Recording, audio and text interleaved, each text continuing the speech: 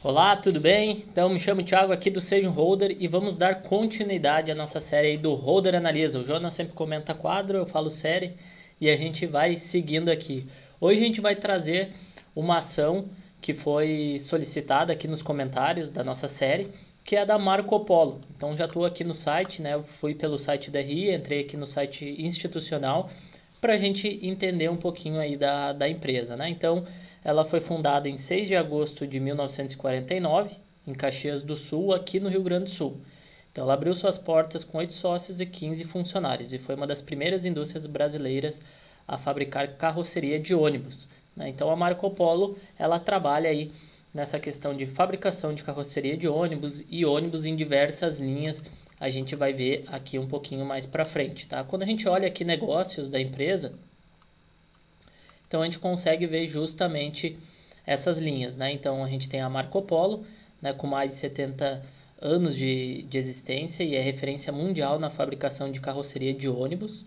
Aí a gente também tem a Volare, que é uma marca do grupo Marco Polo, líder em vendas em seu segmento. A Volare é uma divisão de negócios focada na produção de micro-ônibus, né? Então, ônibus menores.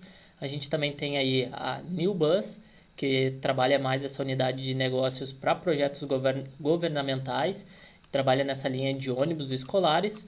E a gente também tem a Marco Polo Rail, então trabalhando mais nessa parte aí de negócios especializado em desenvolvimento e produção de novos modais sobre trilhos, né, como se fossem metrôs, trens que a gente chama aqui no Rio Grande do Sul. E ainda a Marco Polo Next, que busca ideias inovadoras dentro e fora da Marco Polo para novas empresas do futuro e da mobilidade.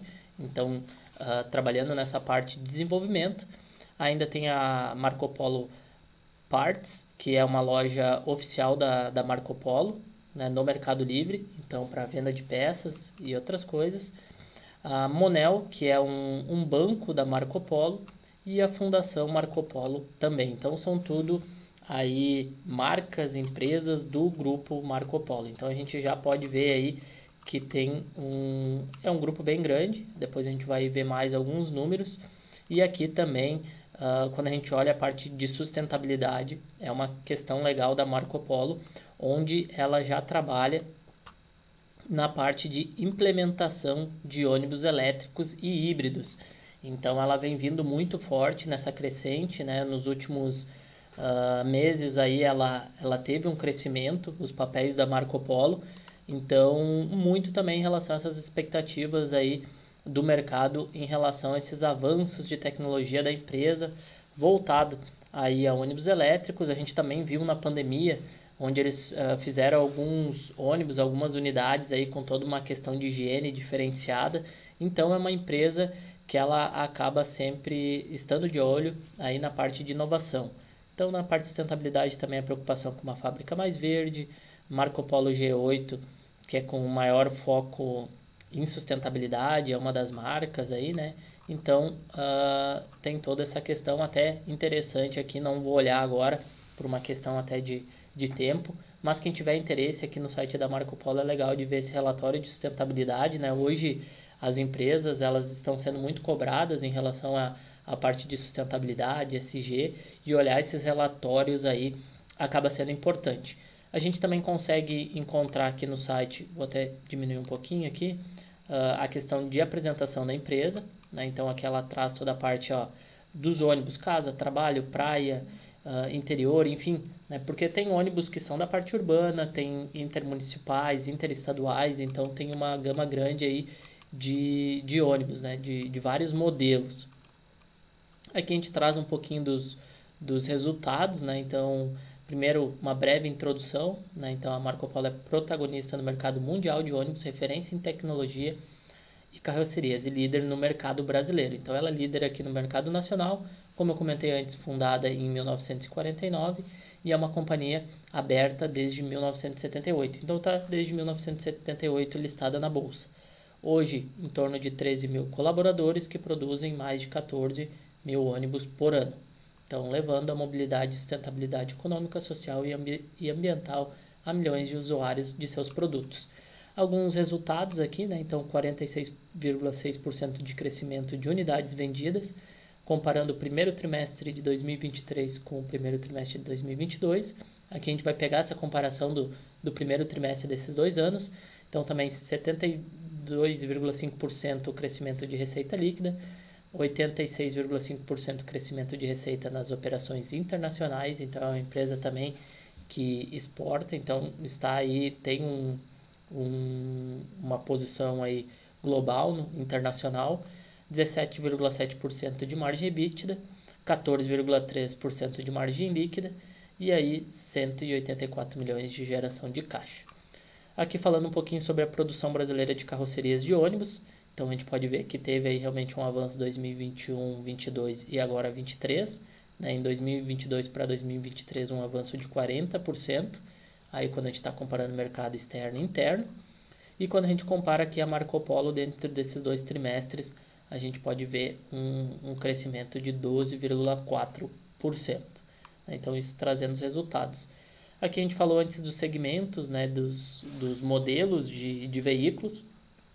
Então, a gente pode ver que 25,1% rodoviário, 37,8% urbano, 8,9% micros, 22,4% Volare, aí 0,9% chassi, o Banco Moneo e peças e outros aí com percentuais menores. Aqui explica um pouquinho de cada um dos segmentos, né, trazendo alguns dados.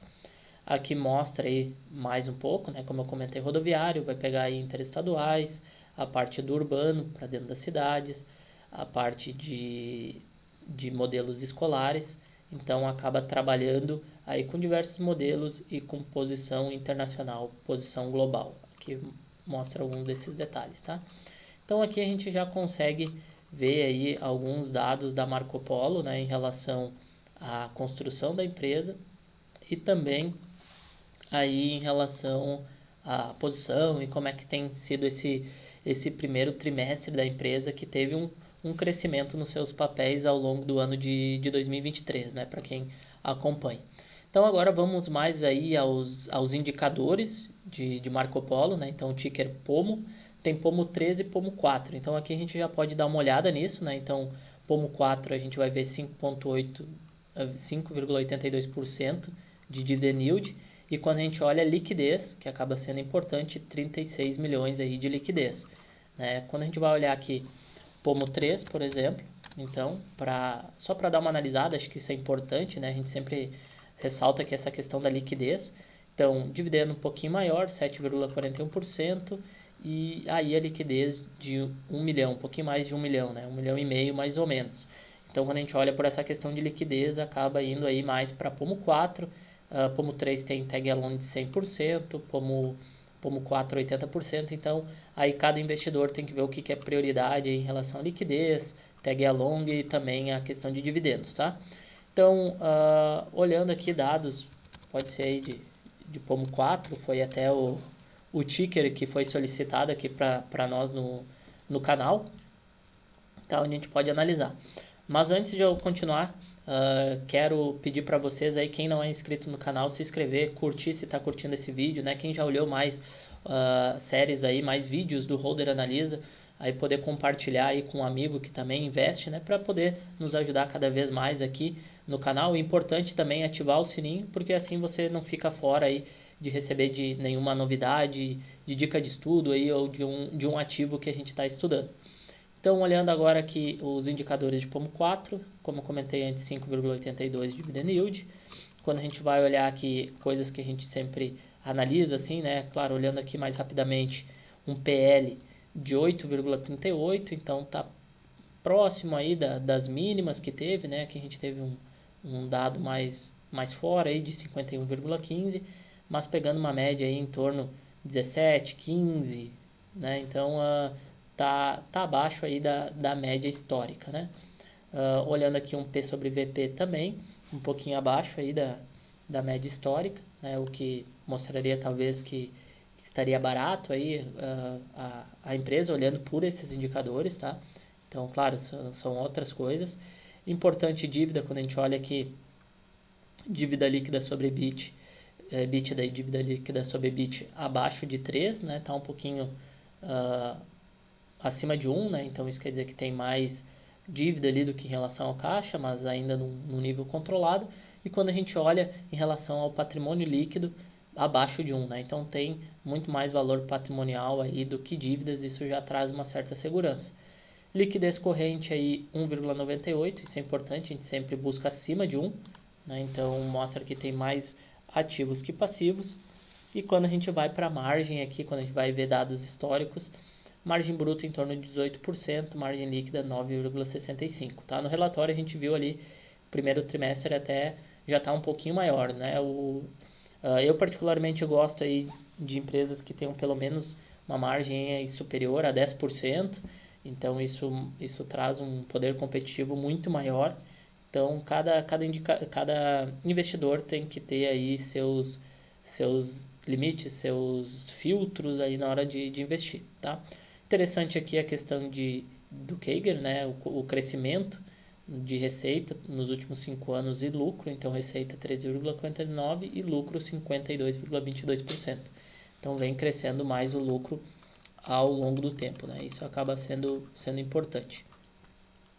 Quando a gente olha aqui as máximas, a gente pode ver que a empresa ela não apresentou em nenhum momento prejuízo, isso é bom, né? Isso mostra que a empresa ela é perene. E a questão é que ela vem subindo aqui, tem tido uma boa evolução 2021, 2022, tá? E aqui a gente pode pegar aí alguns fatores, como e até as perspectivas para 2023, onde tem uma questão aí talvez uma demanda maior aí para ônibus escolares devido a alguns processos, algumas licitações.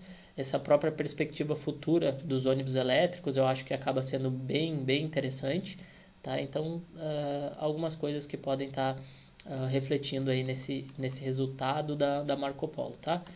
Uma outra coisa que a gente pode vir ver aqui, ó, no outro site, no Investidor 10, deixa eu só buscar aqui, para a gente dar uma olhada em relação à cotação e o lucro, tá? Então isso é interessante a gente olhar, às vezes pegar aí mais de um site como referência, tá? Vamos aqui para mesmo ticker, como 4. Opa, como 4.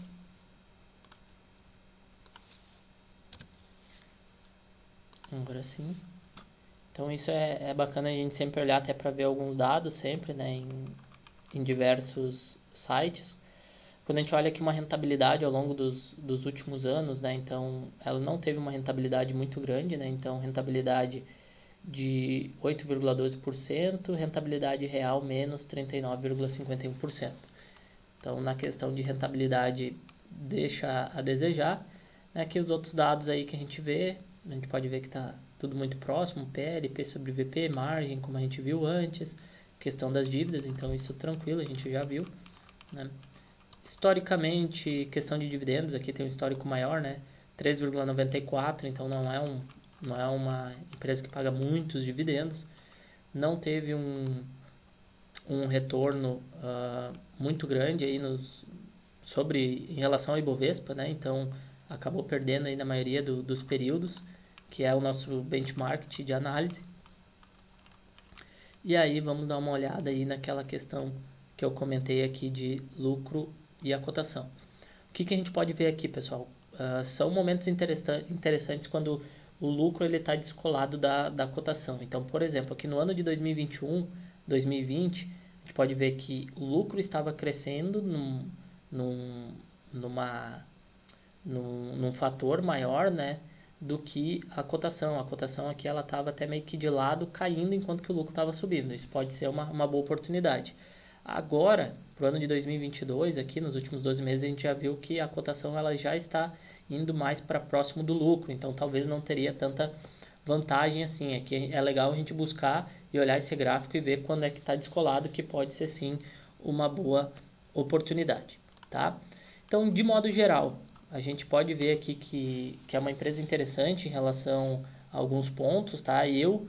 Particularmente, eu invisto em Marco Polo, não por uma questão tanto dos números, porque quando a gente vai ver os números ali não é a melhor das empresas, mas eu invisto mais porque eu gosto realmente dessa parte de sustentabilidade, dessa visão de trazer veículos elétricos acaba sendo a minha área também, né? Então, isso para mim é até como um incentivo da empresa, como um incentivo do mercado que eu quero que desenvolva, e também por ser uma empresa que está muito próxima aqui da gente, aqui do Rio Grande do Sul, né? Então está muito próximo da cidade onde a gente mora, e poder movimentar isso aqui também para mim faz sentido investir nessa empresa.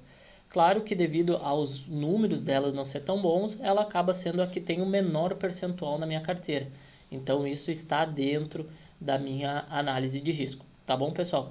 Lembrando que aqui não é nenhum tipo de recomendação, a gente só traz alguns pontos que a gente está analisando e olhando com vocês para que vocês também possam estudar, né, e avaliar, né, se realmente faz sentido ou não investir, ou os pontos aqui que a gente está avaliando para vocês avaliarem em outras empresas. Então, reforçando aqui, se gostou do vídeo, não se esqueça de curtir, compartilhar com um amigo que precisa investir, deixar nos comentários quais ativos vocês querem que a gente analise, que agora, a partir de agora aqui, a gente vai analisar dentro da nossa série aqui do Holder Talks, ativos que vocês nos mandam, então isso é importante que vocês comentam, e não se esquecer de ativar o sininho para que vocês recebam todas as notificações. Então, até o próximo Holder Talks.